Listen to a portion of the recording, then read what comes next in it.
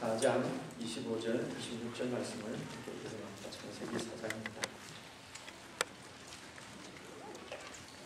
창세기 4장 25절, 26절.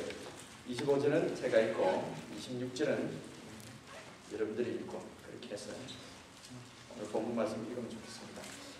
아담이 다시 아내와 동침하매 그가 아들을 낳아 그 이름을 셋이라 하였으니 이는 하나님이 내게 가인의 죽인 아벨 대신에 다른 씨를 주셨다 함이며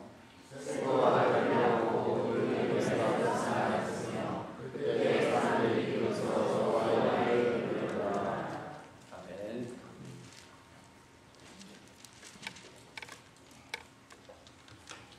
오늘은 4장 이제 마지막 부분을 읽는데요. 그래서 4장 마지막 부분을 읽고 5장까지 이렇게 제가 설교를 하려고 그렇게 생각을 했습니다.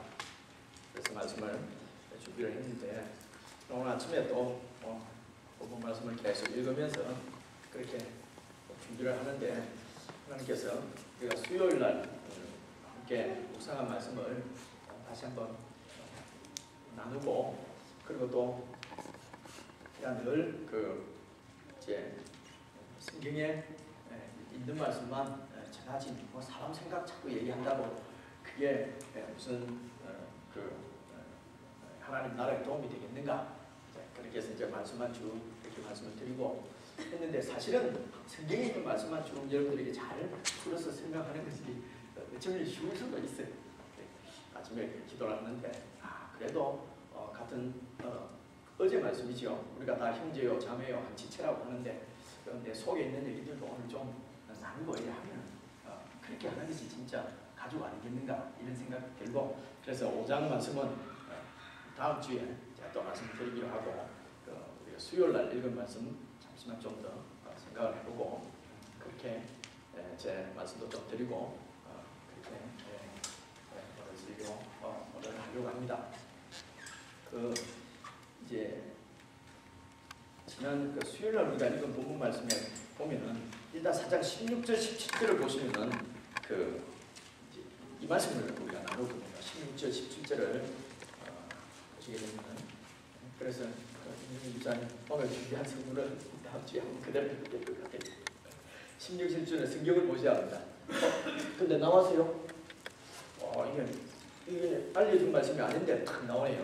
16절 17절을 보시면은 가인이 여호와의 앞을 떠나 나가 에덴 동편 노 땅에 거하였더니 아내와 동침하니 그가 잉태하여 에녹을 낳은지라 가인이 성을 쌓고 이렇게 되어 있잖아요. 그러니까 가인이 여호와 앞을 떠났어요. 떠났단 말이에요. 그리고 에덴 땅이 아니고 노 땅에 가인이 이제 살았다. 근데 그곳에서 살면서 성을 쌓았다. 이렇게 말씀하고 있거든요. 그래서 여러분 이렇게 생각하시면 좋습니다. 에덴 동산을 어떤 장소적으로 생각을 해서 그때 에덴 동산이 어디에 있었냐 이래갖고 막 찾잖아요. 그러니까 이게 터키 쪽이냐 이란 쪽이냐 이런 이 얘기들 많이 있어요. 물론 그런 애씀이나 노력들이 또 어떻게 하나님께서 주신 이런 지식을 갖고 있는 분들이 보고학자들이 그렇게 막 찾는 것은 나쁘다 이렇게 제가 얘기하고 싶은 마음은 없고요. 근데 성경을 잘 읽어보면 이것은 어떤 이런 장소적인 것보다는 에덴 동산이 의미하는 어떤 상징적인 의미를 갖고 있는 것이 더 많습니다. 원래 에덴의 이 뜻이 기쁨이다, 생명이다, 행복이다 이런 뜻을 갖고 있거든요. 그러니까 에덴 동산이라고 하는 것은 정말 기쁨의 땅이고 행복의 땅이에요. 그것이 어디에서 나타나냐면 하나님께서 에덴 동산을 창설하시고 거기에 하나님께서 창조하신 처음 사람을 그 에덴 동산에서 살게 하셨단 말이에요. 하나님께서 함께 하시면서 그가 지으신 아담과 하와를 에덴 동산에 사람을 살게 하셨는데 그곳에 불행이 있겠습니까? 거기에 어떤 그 비극이 있겠느냐? 원래 하나님께서 주시려고 한 것은 사람들에게 주시려고 한 것은 행복이고 기쁨이고 생명이 충만한 은혜였어요. 근데 그것이 하나님께서 함께 하시는 땅 에덴 땅에서 이루어질 수 있다는 거예요. 그런데 이곳에서 쫓겨났다고 하는 얘기는 이곳에서 나왔다는 얘기는 이게 벌써 심각한 문제가 발생한 것입니다. 그렇죠? 에덴 동산에서 쫓겨났어요. 그리고 이 가인은 에덴 동산에서 쫓겨나서 하나님 앞에 있었지만은 그래도 그 하나님 앞까지도 떠나버렸어요. 떠나서 어디로 갔습니까? 노 땅으로 갔거든요. 그래서 노 땅이 지금 어느 쪽이냐? 에덴 동산의 동편이라고 되어 있는데요. 그것을 찾는 것도 물론 고고학자들이 또 그렇게 해야 될 일이지만은 그 노 땅이 의미하는 의미하는 뜻이 더 중요하다는 것입니다. 노 땅은 무엇입니까? 그것은 보니까 여호와 하나님을 떠나서 사람이 사는 땅을 얘기하는 것이에요. 목사님이 설교를 하니까 되게 어려운 것 같아도 너무 쉽잖아요. 그죠? 조금만 생각하면은 다 쉬울 수 있어요. 근데 그 노 땅의 특징이 뭐냐면 그 밑에 봐보세요. 자기 성을 쌓는 것이에요. 여러분 성이 무엇입니까? 나를 보호하는 것이거든요.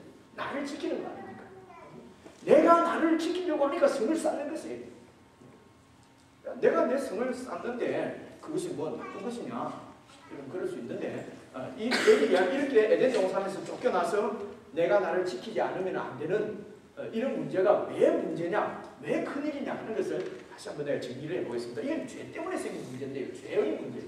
여러분 죄가 무엇입니까? 우리가 죄라고 생각하면은 뭐 잘못한 것, 그죠? 잘못한 것. 그리고 제가 전도하거나 설교하면서 제일 먼저 성경 공부하면서 당신이 죄인입니다 이러면 제일 먼저 반발하거든요. 나는 죄인이 아니라고 하거든요. 내가 무슨 큰 죄를 지었냐 이러거든요. 그래서 쭉 설명해서 당신 죄 지었지 않냐면 그래도 내보다 훨씬 죄 더 많이 짓는 놈들도 있다.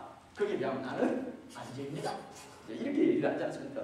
그래서 우리가 죄인이 아니라고 하는 것은 다 상대적이에요. 다른 사람에 비해서 큰 죄를 안 지었고 혹은 우리 공동체가 잘 살아가기 위해서 정해놓은 어떤 규정, 규율을 나는 위반한 적이 없다는 것이죠. 그러므로 나는 범죄를 한 것이 아니다 이렇게 생각하는데 원래 성경에서 말하는 죄라고 하는 것은 그런 이런 상대적이고 우리 인간들 관계에서 일어나는 것을 처음으로 죄라고 하지는 않습니다.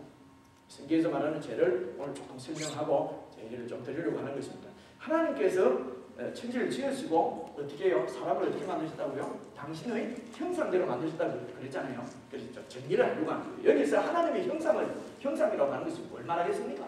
이걸 신학적으로 이렇게 생각하지 말고 하나님의 형상은 다 정리를 합시다. 오늘 그죠? 제가 여러 번 말씀을 드렸는데 하나님의 형상이라고 하는 것은 하나님의 형상이죠.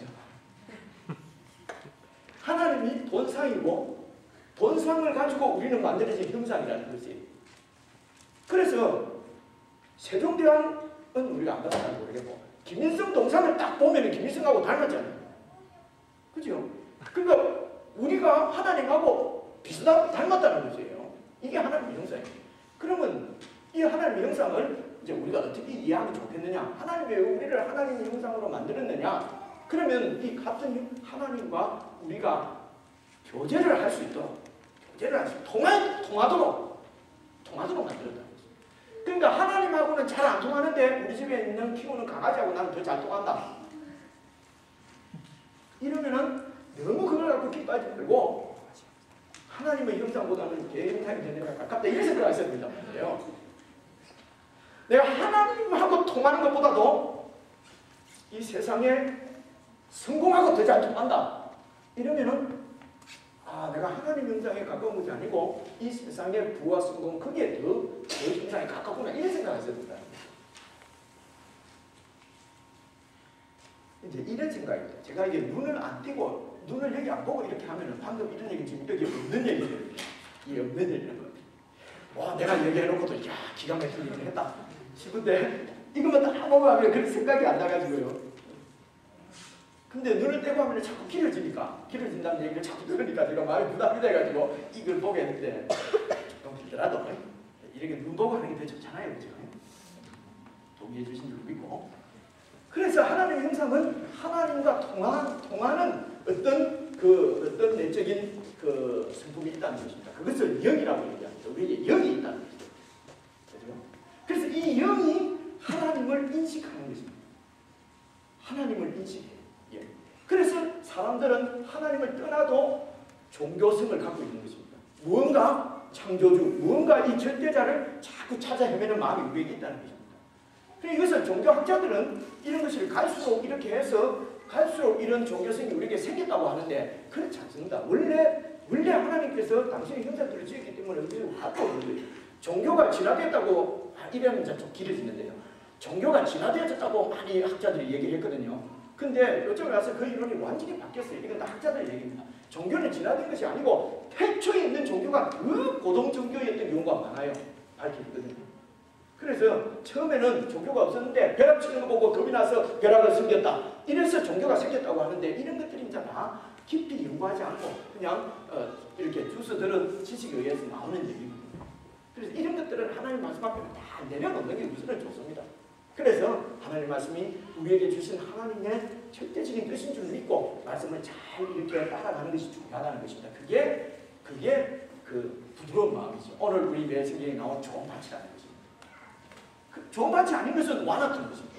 완악한 마음은 근거하고 대적하고 무조건 일단 우리도 사람하고 얘기를 해보면 그렇잖아요. 무슨 부탁을 하거나 얘기를 하면 일단 부정부터 해놓고 집에 가서 생각하는 사람이 있잖아요.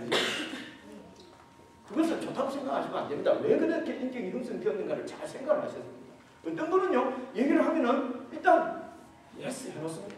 그리고 참 최선을 다해서 생각을 해봅니다. 근데 내가 힘이 붙이면은 도대체 힘이 붙인다고 얘기합니다. 근데 그리고 무슨 얘기가 있으면은 일단 그럴 수도 있겠다고 받아들이는 마음들이 있어요. 그런데 어떤 사람의 마음은 그것이 맞는지 옳은지는 일단 놔두고, 난 이건 우리 김창선 목사님한테 들은 얘기인데요. 한국에서 이제 자꾸 이게 원거에 없는 얘기가 자꾸 나오는 거예요. 목사님한테 들은 얘기인데, 한국에서 부목사님 하실 때에 삼천포에서 부목사님 하실 때에 그 장로님 중에 한 분이 담배를 하면 일단 무조건 반대부터 해놓고 하는 분이 있었답니다. 그래서 김 목사님 아버지도 장로님이거든요. 그 부담이 있었는지 그 장로님 붙잡고 물어봤답니다. 그러니까 나의 책임은 일단은 반대부터 해놓고 생각하는 거지 하나님 나한테 주신 사명이라고 그러더라고요. 약간 많이 바뀌었는데 그죠? 그래서 내가 별 사명이 다 있다. 이거는 완악합니다. 그죠? 이거는 이제 아니고 그래서 하나님의 형상은 하나님을 인식하고 하나님과 교제하고, 그래서 하나님을 인식하기 때문에 하나님의 다스림을 받고 그리고 하나님의 대리자로서 이 세상을 다스리는 존재로 그렇게 만들어졌다는 것입니다. 사람이요. 여러분, 개가 아무리 똑똑해도 개가 하나님을 인식하지는 못합니다. 소가 아무리 유익한 동물이라 해도 소가 하나님을 인식하지 못해요. 원숭이가 아무리 사람하고 닮아도, 여러분 그런 기사 봤습니까? 원숭이가 떼거지는 모양 자서 여호와 하나님을 경배하고 찬양하자.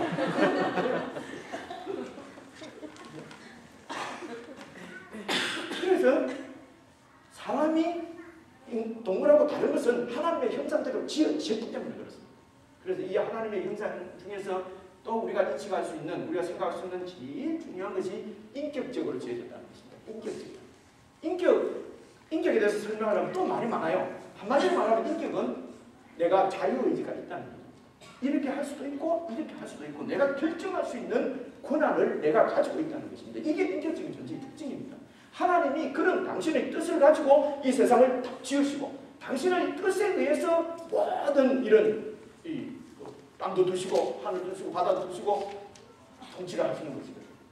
이런 뜻을 이렇게 이런 자기 의지, 자유의지를 사람에게 주셨다고 하는 것입니다. 이게 여러분 하나님의 형상이라고 하는 것을 꼭 기억을 하시면 좋겠어요. 이러면 또 질문이 많죠. 질문이 많고 그러면 왜 선악과를 줬냐 이러는데요. 죄를 하나님 짓게 만드는 거 아니냐. 짓게만 하나님이 잘못했다고, 하나님한테 죄가 있다면 이거예요. 우리를 그런 개하고 비슷하게 짓지 않고 하나님의 형상대로 지었다고 하는 거예요. 고귀한 존재로 존귀한 존재로 지었다는 것이 저분이 잘못한 것입니다. 그러니까 하나님이 내가 하나님 같았으면 전부 다 그냥 로봇 비슷하게 만들어놨습니다.